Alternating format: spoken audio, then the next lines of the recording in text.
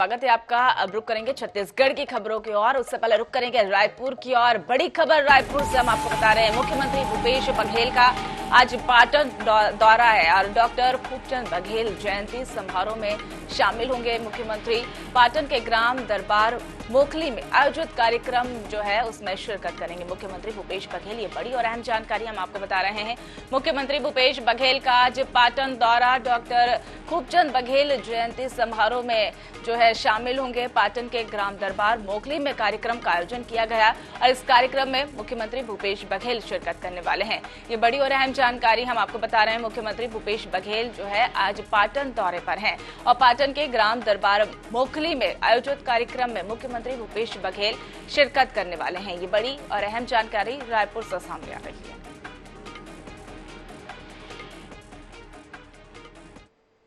मुख्यमंत्री भूपेश बघेल ने कोरबा में आम जनसभा को संबोधित करते हुए कहा कि कोरबा ऊर्जा की राजधानी है और प्रथम प्रधानमंत्री जवाहरलाल नेहरू के ने वर्ष 1957 में यह बिजली प्लांट की शुरुआत की थी और इससे उन्होंने जिले वासियों को अब तक सबसे बड़े 1320 मेगावाट के पावर प्लांट के लिए बधाई और शुभकामनाएं दी। विधानसभा अध्यक्ष चरणदास महंत ने मेडिकल कॉलेज और उनके पिता स्वर्ग बसाहू दास महंत के नाम पर करने के लिए मुख्यमंत्री को धन्यवाद दिया और साथ ही कहा कि मुख्यमंत्री के कामों ने पूरे देश में छत्तीसगढ़ को नई पहचान दिलाई है। ये नए बिजली संयंत्र के लिए पूर्व प्रधानमंत्री स्वर्गीय राजीव गांधी के नाम पर काम करने की मांग भी महंत ने की है।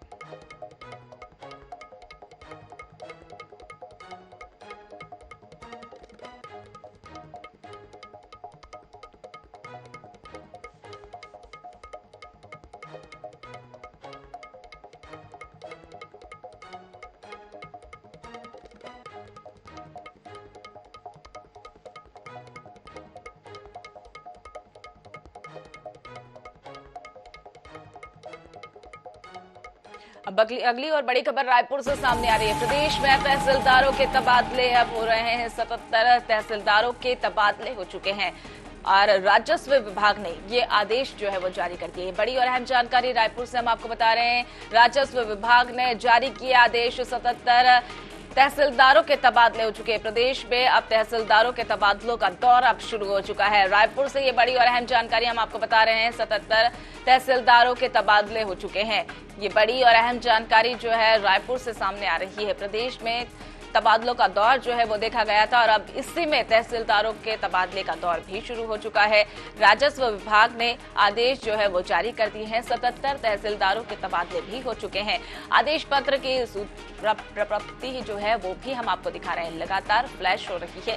रायपुर से बड़ी और अहम जानकारी जो है हम आपको बता रहे हैं। राजस्व विभाग के द्वारा आदेश जो है वो जारी कर दिए गए हैं। प्रदेश में तहसीलदारों के तबादले किए गए हैं और 77 तहसीलदारों के इसमें तबादले हुए हैं। ये बड़ी और अहम जानकारी जो है रायपुर से सामने आ रही है।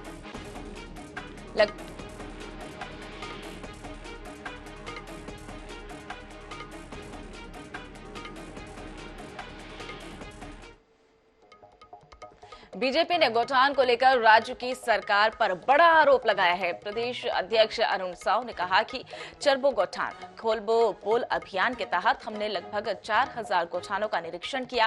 राज्य सरकार ने 1300 करोड़ रुपए के घोटाले किए। गौठान से गाय गायब है और ताला लटका हुआ मिला है।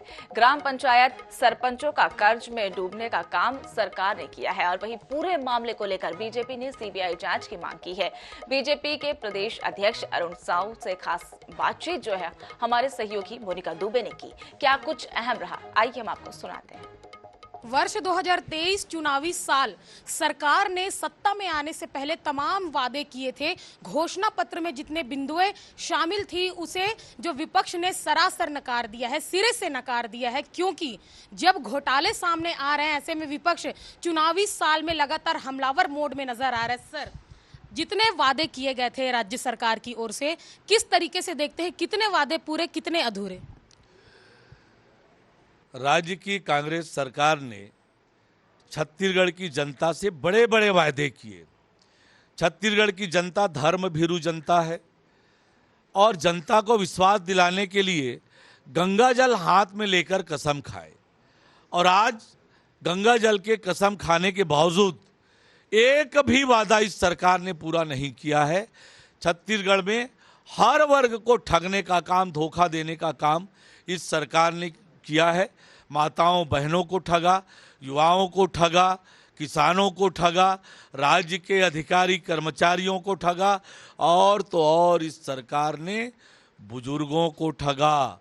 चुनावी साल है सर, लगातार जो चुनौतियां हैं वह विपक्ष के सामने में है, क्योंकि कम सीटें हैं आप लोगों के सामने। आगे की रणनीति क्या होगी, क्योंकि आचार संहिता लगने में भी अब कुछ ही समय रह गए। देखिए, जिस प्रकार से इस सरकार ने पौने 5 साल में छत्तीसगढ़ को लूटने का काम किया, हर वर्ग को ठगने का, धोखा देने का काम किया, छत्तीसगढ़ को बदहाल कर दिया, कर्जे में डुबा दिया, छत्तीसगढ़ का विकास ठप कर दिया, आज छत्तीसगढ़ की जनता इस सरकार को लाकर पछता रही है। छत्तीसगढ़ की जनता ने इस सरकार की छुट्टी करना तय कर लिया है और नवंबर में निश्चित रूप से इस सरकार की छुट्टी होना तय है। छत्तीसगढ़ में कमल खिलेगा, छत्तीसगढ़ एक बार फिर खुशहाली की ओर, तरक्की की ओर आगे बढ़ेगा। चलें, तो दोनों ही राजनीतिक पार्टियों के अपने एक दावे हैं, अपनी एक चुनावी रणनीति है। कौन राजनीतिक पार्टी इस चुनावी जो रणनीति पर कितनी खरी साबित हो पाती है, यह देखने वाली बात होगी। इसी के साथ ही गौठान के मुद्दे को बीजेपी ने उठाया है। लगभग 4000 गौठानों का निरीक्षण भारतीय जनता पार्टी ने किया है और राज्य सरकार पर घोटाले का आरोप लगाकर सीबीआई जांच की बात कही है। कैमरामैन अरुण के साथ Monika Dubey, I news 24x7। गौठान को लेकर लगाए गए आरोपों पर कांग्रेस ने अब बीजेपी पर लगातार पलटवार किया। अरुण साव के बयान पर कांग्रेस ने कहा कि खुद बीजेपी शासित राज्यों ने इस योजना की तारीफ की है और वही बीजेपी के प्रदेश अध्यक्ष जो है वार्मी कंपोस्ट का विरोध कर रहे हैं और बीजेपी खुद तय कर रही है कि प्रधानमंत्री का स्टैंड सही है कि प्रदेश अध्यक्ष का स्टैंड सही है। कांग्रेस ने कहा कि छत्तीसगढ़ में भारतीय जनता पार्टी मुद्दा विहीन है, भ्रष्टाचार भारतीय जनता पार्टी के दिग्गज नेता में भरा हुआ है। अगर प्रदेश अध्यक्ष चाहते हैं कि इनकी जांच होनी चाहिए तो केंद्र में उनकी सरकार है, जांच करा लें। साथ ही आरोप लगाया कि 1000 एकड़ से अधिक सरकारी जमीनों को भारतीय जनता पार्टी ने गौशाला चलाने के नाम पर हड़प लिया है। बीजेपी के लोग गौठान कॉन्सेप्ट को नहीं समझ पा रहे हैं। यह छत्तीसगढ़ के पशुओं को संवर्धित करने के लिए लाई गई योजना है।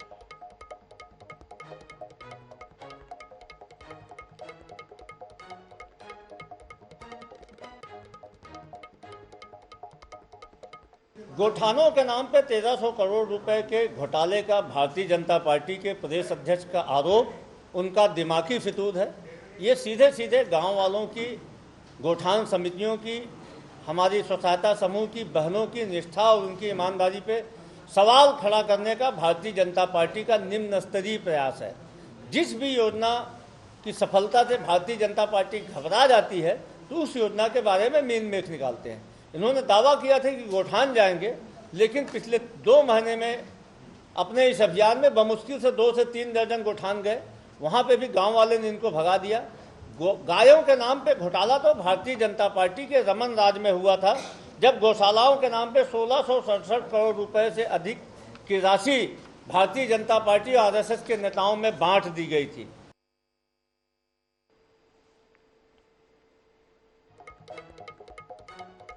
छत्तीसगढ़ में अब चुनाव को काफी कम वक्त बाकी है और ऐसे में टिकट को लेकर दावेदारों की बेचैनी बढ़ गई है। साथ ही सियासी चेहरे जो है बायोडाटा के साथ नजर आने लगे हैं। कांग्रेस और बीजेपी में टिकट वितरण का क्या है फॉर्मूला, किसे मिलेगा टिकट और कैसा होगा मापदंड, देखिए हमारी खास रिपोर्ट में। छत्तीसगढ़ में दोनों ही सियासी दल अपनी जमावट को अंतिम रूप दे रहे हैं। साथ ही उम्मीदवारों को लेकर सर्वे की प्रक्रिया भी काफी आगे बढ़ चुकी है। लिहाजा भाजपा और कांग्रेस में टिकट के दावेदार काफी एक्टिव नजर आ रहे हैं। सत्ता में दोबारा वापसी के लिए जुटी कांग्रेस के लिए टिकट वितरण बड़ी चुनौती है, क्योंकि हर सीट से सिटिंग विधायकों के अतिरिक्त 15 से 20 तक दावेदार सामने आ रहे हैं। दूर दराज के इलाकों से भी लोग रायपुर पहुंच रहे हैं। प्रदेश अध्यक्ष, प्रदेश प्रभारी और मुख्यमंत्री से मिलकर दावेदारी पेश कर रहे हैं। पार्टी के कार्यक्रम हो या धरना प्रदर्शन, हर जगह टिकट के दावेदार एक्टिव है। हालांकि अब उन्हें ब्लॉक और जिला अध्यक्ष के माध्यम से अपनी दावेदारी पेश करनी होगी। इसके बाद प्रदेश चुनाव समिति 3 नामों को शॉर्टलिस्ट कर पैनल भेजेगी। फिर दिल्ली में स्क्रीनिंग कमेटी और केंद्रीय चुनाव समिति इस पर सर्वे और नेताओं के फीडबैक के आधार पर फैसला लेगी। इतनी लंबी प्रक्रिया के बावजूद प्रदेश अध्यक्ष दीपक बैज दावेदारों को निराश नहीं कर रहे हैं। लोकतंत्र है और कांग्रेस पार्टी वैसे भी लोकतांत्रिक पार्टी है, आना चाहिए, सबका अधिकार है, सबका हक है, मांगना चाहिए टिकट। हमारा रोड मैप यही होगा कि जो विनिंग कैंडिडेट है टिकट उसी देंगे। कांग्रेस में जहां टिकट के दावेदार ज्यादा है, तो वहीं भाजपा में पुराने चेहरों को टिकट नहीं मिलने की चर्चा ने नए दावेदारों की बाछें खिला दी है। हर सीट से बड़ी संख्या में नए दावेदार सामने आ रहे हैं। माना जा रहा है कि चुनाव समिति की घोषणा के बाद सर्वे रिपोर्ट के आधार पर दावेदारों का पैनल तैयार किया जाएगा। इसके बाद संसदीय बोर्ड से दावेदारों की सूची पर मुहर लगेगी। इस दौरान जीतने की क्षमता क्षेत्र में पकड़ का ध्यान रखा जाएगा। आरएसएस समेत अनुषंगिक संगठनों की फीडबैक का भी टिकट वितरण में अहम रोल होगा। यही वजह है कि भाजपा अध्यक्ष अरुण साव जिताऊ और टिकाऊ प्रत्याशियों को ही टिकट देने की बात कहते नजर आते हैं। देखिए, भारतीय जनता पार्टी सतत रूप से काम करने वाली संगठन है। कार्यकर्ताओं के फीडबैक लेकर, जनता के से फीडबैक लेकर जिताऊ और टिकाऊ प्रत्याशी भारतीय जनता पार्टी देगी। भाजपा और कांग्रेस दोनों के टिकट वितरण का तौर तरीका अलग होगा, लेकिन ये तय है कि दोनों दलों में सर्वे रिपोर्ट और जीतने की क्षमता के आधार पर टिकट मिलेंगे। दोनों दलों का दांव नए चेहरों पर होगा। ऐसे में दोनों दल भीतरघात पर कितना अंकुश लगा पाते हैं, चुनाव परिणाम इस पर भी निर्भर करेगा।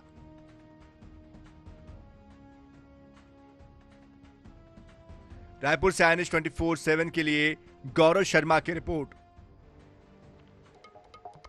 राजधानी रायपुर में शनिवार को शहर कांग्रेस कमेटी ने एक बड़ी बैठक आयोजित की और इसमें आगामी विधानसभा चुनाव को लेकर रणनीति तैयार की और इस दौरान कार्यकर्ताओं को बूथ स्तर पर बूथ अध्यक्ष और BLO की नियुक्ति की जानकारी भी दी गई है और साथ ही कार्यकर्ताओं को यह भी निर्देशित किया गया कि वे छत्तीसगढ़ सरकार की योजनाओं और उपलब्धियों को जन जन तक पहुंचाएं ताकि कांग्रेस की सत्ता में फिर से वापसी हो सके। और इस बैठक में गृह विभाग के संसदीय सचिव, अल्पसंख्यक आयोग के अध्यक्ष और खादी ग्रामोद्योग बोर्ड के अध्यक्ष, RDA उपाध्यक्ष और शहर अध्यक्ष भी मौजूद रहे। आज की बैठक का मुख्य एजेंडा संकल्प शिविर, वार्डों में बूथ का गठन, बूथ कमेटियों का गठन, BLA का गठन, ये सबसे मुख्य एजेंडा है और उसी विषय में सब वरिष्ठ जनों का मार्गदर्शन हम लोगों को मिल रहा है और 2 दिन के अंदर हम BLA और बूथ का गठन कर उस चीज को समाप्त कर लेंगे।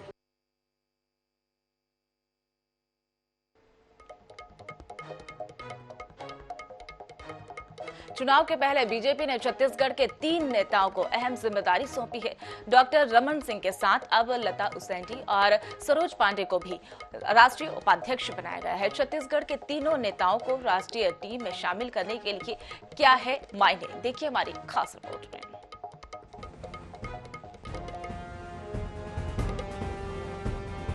छत्तीसगढ़ की सत्ता में वापसी की कोशिश कर रही भाजपा लगातार प्रदेश के नेताओं को राष्ट्रीय स्तर पर महत्व दे रही है। पहले तो विष्णुदेव साय और धर्मलाल कौशिक को राष्ट्रीय कार्य समिति सदस्य बनाया गया और अब भाजपा ने डॉक्टर रमन सिंह के साथ राज्यसभा सदस्य सरोज पांडे और पूर्व मंत्री लता उसेंडी को राष्ट्रीय उपाध्यक्ष पद की जिम्मेदारी सौंपी है। इसे जहां बस्तर और दुर्ग को साधने की रणनीति का हिस्सा माना जा रहा है, तो वहीं महिला नेताओं को महत्व देकर भाजपा महिला वोटर्स को साधने की रणनीति पर काम कर रही है। भाजपा ने प्रदेश के 5 नेताओं को राष्ट्रीय टीम में स्थान दिया है। इसे अगर क्षेत्रीय और जातिगत समीकरण के मुताबिक समझा जाए तो बिलासपुर से जहां OBC वर्ग के धर्मलाल कौशिक को महत्व दिया गया है, तो वहीं सरगुजा संभाग से आदिवासी चेहरे विष्णुदेव साय को स्थान दिया गया है।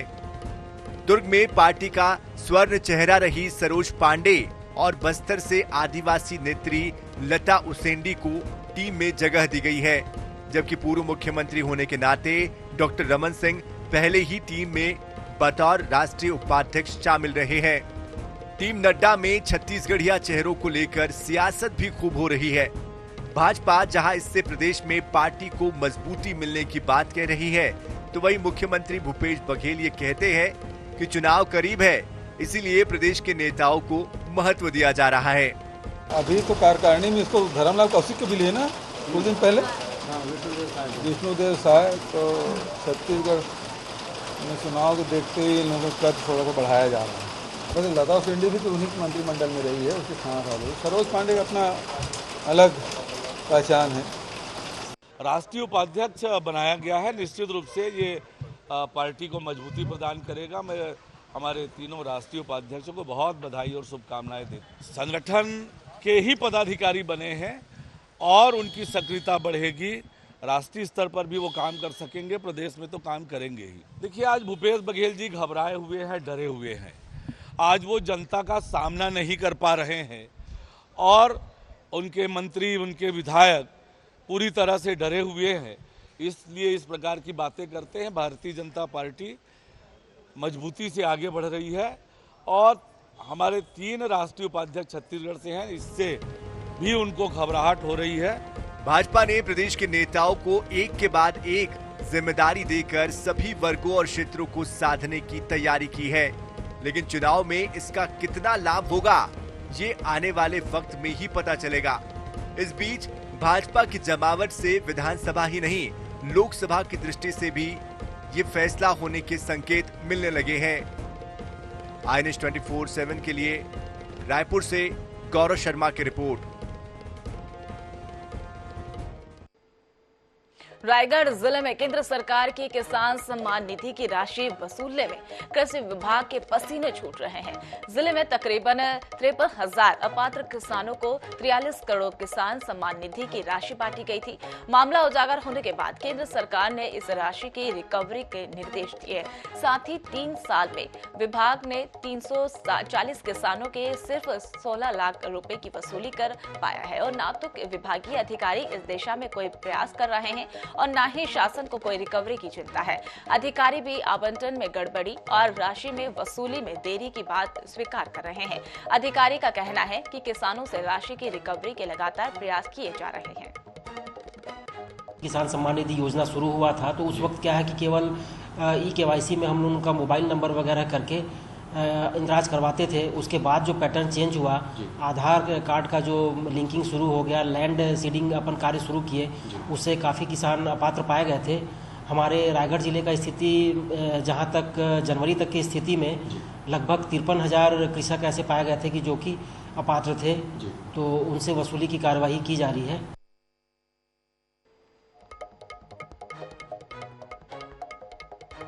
छत्तीसगढ़ में 12 जातियों को अनुसूचित जनजाति में शामिल करने का मुद्दा हो या रायपुर में दुर्ग बस चलाने की बात हो, सियासी दलों के बीच श्रेय की राजनीति जो है अब थम नहीं रही है। अब इसमें जुबानी जंग से बढ़कर सोशल मीडिया वार भी शुरू हो गई है। वहीं ट्विटर पर एक दूसरे के लिए सियासी दल गधा, मुर्गा, मूर्ख और बरनौल जैसी बत्ती जैसे शब्दों का भी प्रयोग कर रहा है। देखिए हमारी खास रिपोर्ट।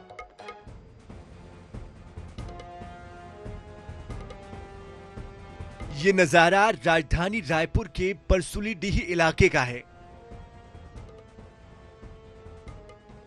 तेज बारिश के बाद इलाके का संपर्क मुख्यालय से टूट जाता है।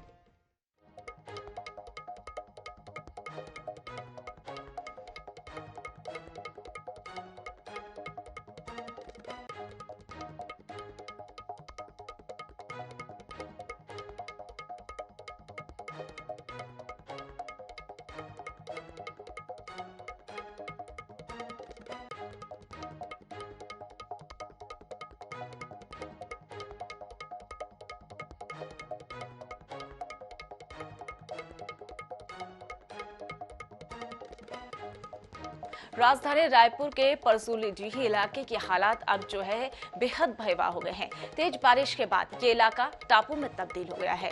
हजारों परिवार के घरों के कैद हो गए हैं। देखिए हमारी खास रिपोर्ट।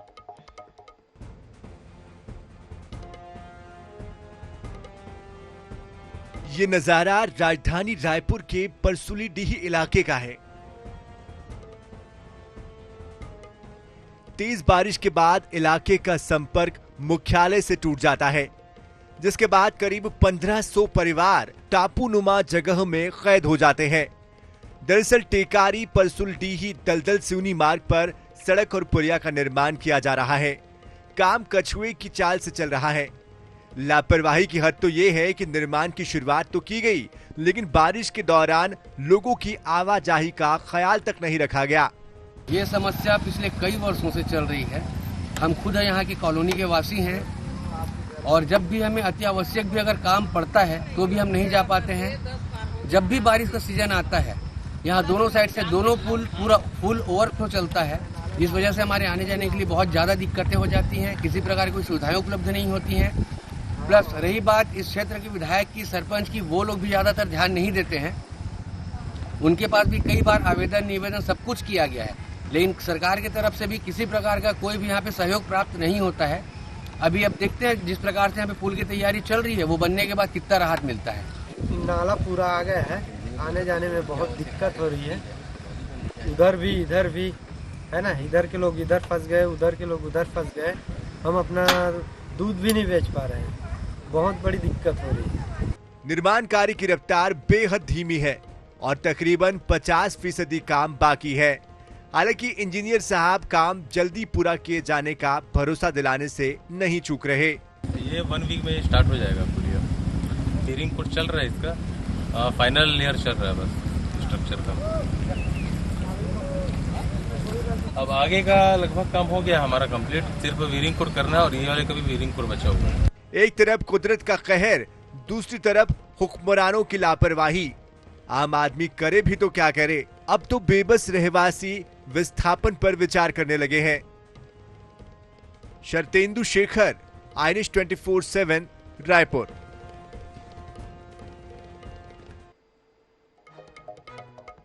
बिलासपुर के चक्करभाटा में सेना के कब्जे वाली 1012 एकड़ जमीन वापसी के मामले में बिलासपुर हाईकोर्ट ने महत्वपूर्ण आदेश देते हुए राज्य शासन के निर्देश दिए हैं। उनके द्वारा कहा गया है कि सेना की जमीन लेने के लिए बिलासपुर कलेक्टर के माध्यम से 1 सप्ताह में 90 करोड़ रुपए रक्षा मंत्रालय में जमा करवाए जाए। साथ ही रक्षा मंत्रालय को निर्देश दिया है कि यह राशि जमा होने में सप्ताह भर में उनके अंदर जो है जमीन राज्य शासन के वापस लिया जाए।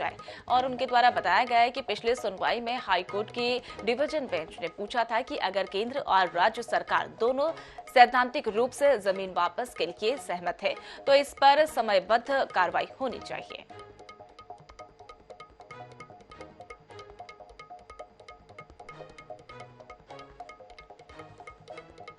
बिलासपुर में आपको बता दें फ्लाइट्स बंद करने के लिए हाईकोर्ट में डिवीजन बेंच ने कड़ी जानकारी जो है कड़ी नाराजगी जाहिर करते हुए कहा है कि अलायंस एयर ने बिलासपुर भोपाल उड़ान के लिए 3 साल के लिए एग्रीमेंट किया था, लेकिन 4 महीने में फ्लाइट्स बंद कर दी गई और एग्रीमेंट का पालन जो है वो नहीं किया गया। और इसके बाद कोर्ट ने पूछा था कि अलायंस एयर पर एयरपोर्ट अथॉरिटी जो है अथॉरिटी ऑफ इंडिया ने क्या कार्रवाई की है।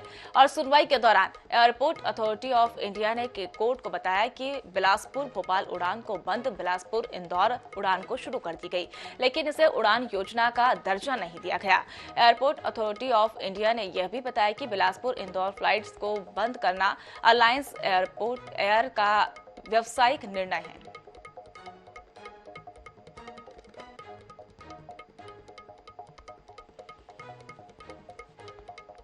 तो फिलहाल खबरों में मेरे साथ इतना ही। आप देखते रहिए INS 24/7। नमस्कार।